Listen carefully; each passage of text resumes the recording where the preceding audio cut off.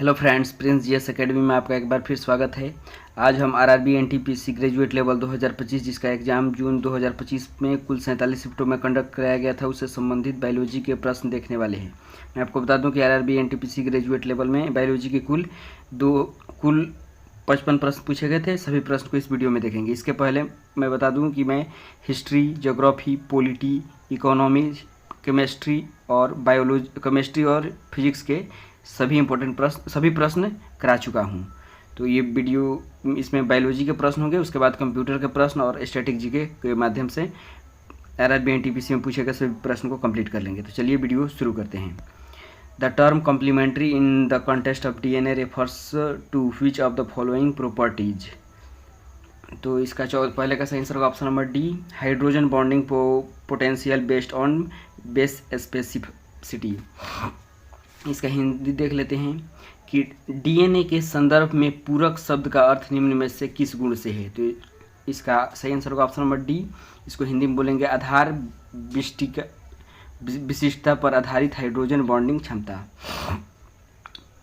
चलिए देखते हैं दूसरा प्रश्न।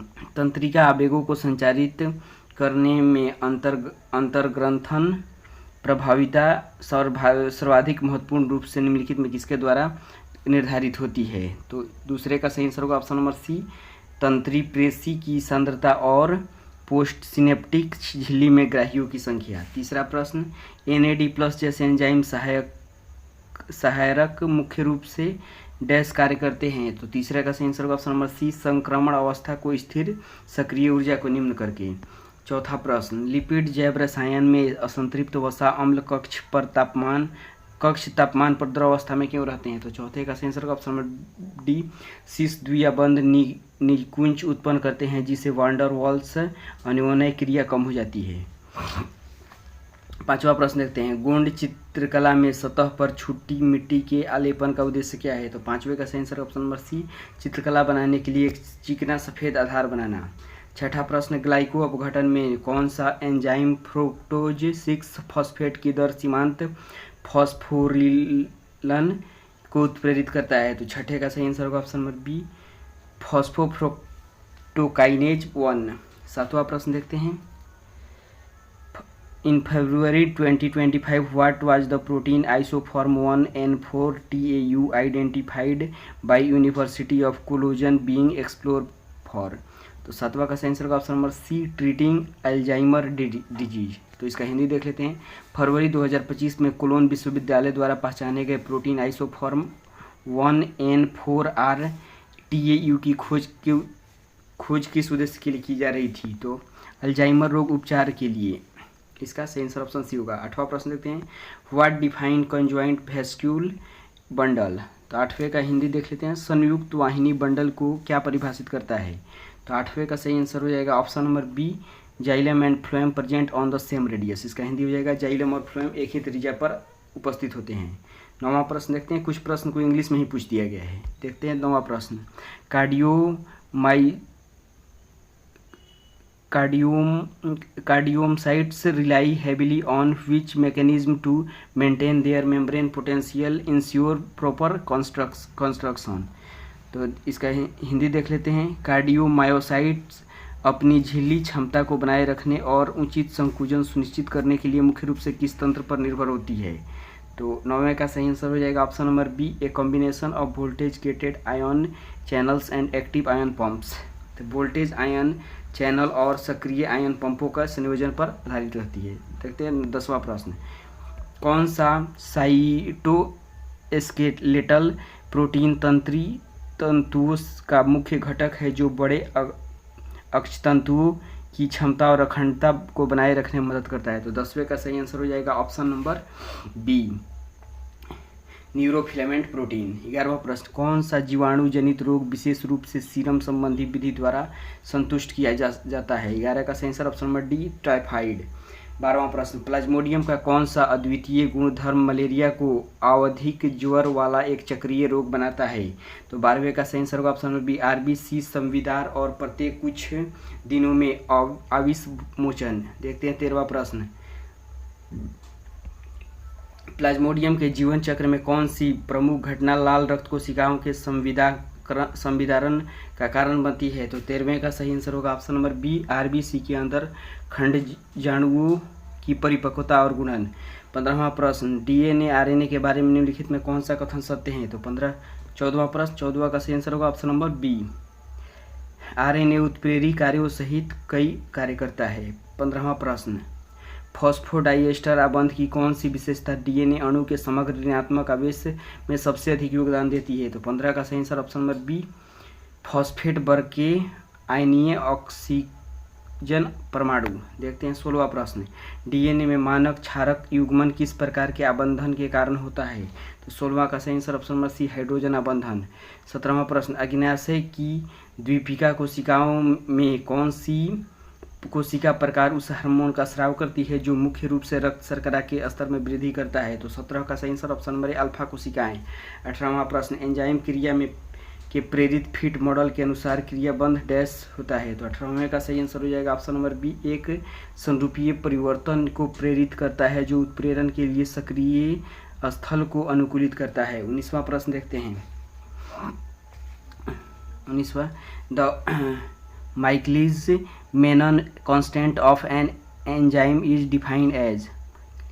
तो इसका 19वें का सही आंसर हो जाएगा option number C, the substrate concentration at which the reaction rate is half V maximum. चलिए देखते हैं 20वां प्रश्न, निम्नलिखित में कौन सा मानव जीनोम अनुक्रमण के प्रभाव का सर्वोत्तम वर्णन करता है? तो 20वां का सही आंसर ऑप्शन नंबर डी, यह एक नए वैज्ञानिक क्षेत्र की शुरुआत करता है। 21वां प्रश्न, what makes DNA most abundant genetic material? तो 21वें प्रश्न का सही आंसर हो जाएगा, 21वां का सही आंसर होगा option number A, it stable double helical structure. 22वां प्रश्न देखते हैं, निम्नलिखित में किस जीव की डीएनए लंबाई छोटी सी अधिसूचित की गई है? तो 22वां का सही आंसर होगा ऑप्शन नंबर सी, X174 विभोजी। देखते हैं 23वां प्रश्न, मानव जीनोम के पूर्ण अनुक्रमण डैश ने प्रारंभ को चिन्हित किया, डैश अनुक्रम ने डैश के प्रारंभ को चिन्हित किया है? तो 23 का सही आंसर ऑप्शन नंबर बी, जीनोमिकी। 24वां प्रश्न, आमाशय की मुख्य कोशिकाओं द्वारा स्रावित कौन सा एंजाइम प्रोटीन के पाचन को प्रारंभ करने के लिए महत्वपूर्ण है? 24 का सही answer option number D, pepsinogen यानी पेप्सिन में रूपांतरण। 25वां प्रश्न, जठरांत्र पथ में मुख्यतः किस प्रकार के पेशी तंतु पाए जाते हैं और उनके संकुचन की मुख्य विशेषता क्या है? तो 25 का सही आंसर ऑप्शन नंबर डी, चिकनी पेशी तंतु, मंद और अविरत अनैच्छिक संकुचन। 26वां प्रश्न देखते हैं, एलियोली में गैस विनिमय दक्षता मुख्य रूप से किस संरचनात्मक विशेषता के कारण होती है? तो 26 का सही आंसर हो जाएगा ऑप्शन नंबर सी, पतली वायुकोशीय कोशिका अवरोध के साथ संयुक्त बड़ा सतह क्षेत्र। 27वां प्रश्न, in renal physiology which segment of nephron is most critical generating the osmotic gradient the concentrate urine. तो 27वां का सही आंसर होगा option number loop of Henle. इसका हिंदी देख लेते हैं, ब्रिक शरीर क्रिया विज्ञान में नेफ्रॉन का कौन सा हिस्सा मूत्र को केंद्रित करने वाले प्रासरणी प्रवणता को उत्पन्न करने के लिए सबसे अधिक महत्वपूर्ण है? तो इसका अर्थ वही इसका हो जाएगा लूप ऑफ हेनले। 28वां प्रश्न, पित्त उत्पादन में कमी वाले रोगी को डैश के अवशोषण की कमी का सामना करना पड़ता है? तो 28वां का सही आंसर हो जाएगा ऑप्शन नंबर ए, वसा विले विटामिनों का सामना करना पड़ता है।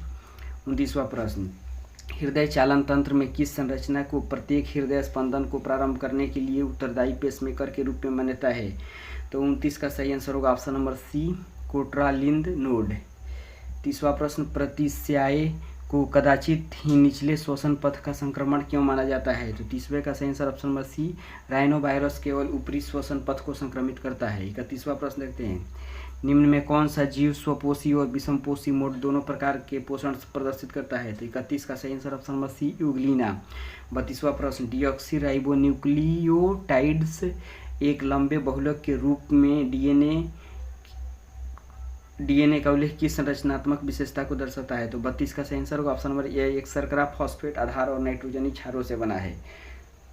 33वां प्रश्न देखते हैं, 1950 के दशक के पहले संरचनात्मक अध्ययनों के लिए इंटैक्ट डीएनए को पृथक करने में अक्षमता मुख्य रूप से किस आणविक विशेषता के कारण थी? तो 33 का सही आंसर होगा ऑप्शन नंबर ए, डीएनए की बृहद बहुलक प्रकृति भंगुरता।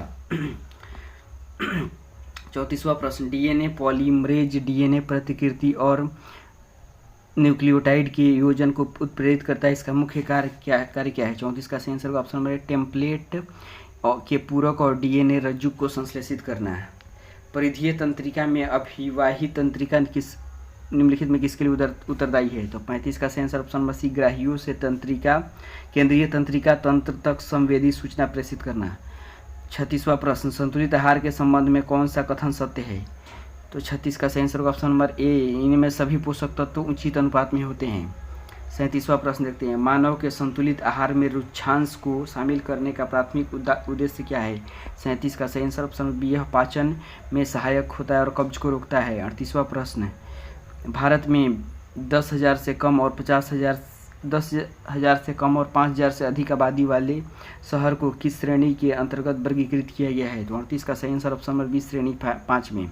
39वां प्रश्न, आहार में विटामिन की कमी सामान्यतः मंद प्रकाश में कमजोर दृष्टि रंधौती होती है। तो 39 का सही answer option number D, vitamin A.